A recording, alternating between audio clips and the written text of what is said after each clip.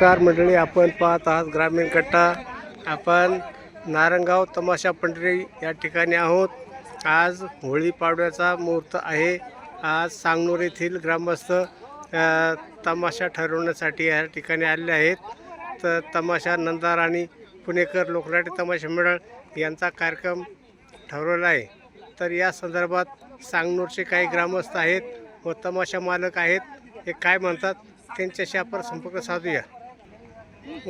ग्रामीण कट्टासाठी भरत मोरे, नारेंगाव. नमस्कार, नाव आपलं? बरं. नंदार आणि पुणेकर.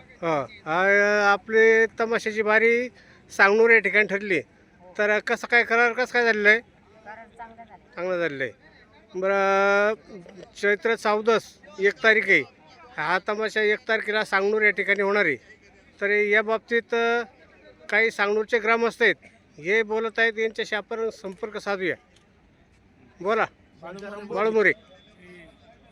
एप्रिल 2026 रोजी चतुर्थी असल्यामुळे बैलगाडी यात्रेची यात्रा असल्यामुळं आम्ही आम्ही दरवर्षी आज 2 वर्ष झाले लगोपाठ हाच तमाशा आम्ही नेतोय.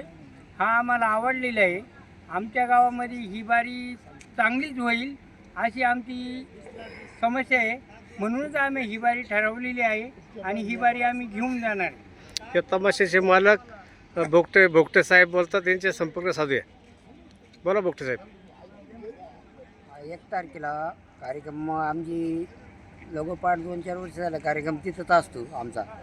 माणसंही चांगली आहेत, गाव चांगले आहे, म्हणून आम्ही 1 तारखेला कार्यक्रम दिलेला आहे. चालू, ओके.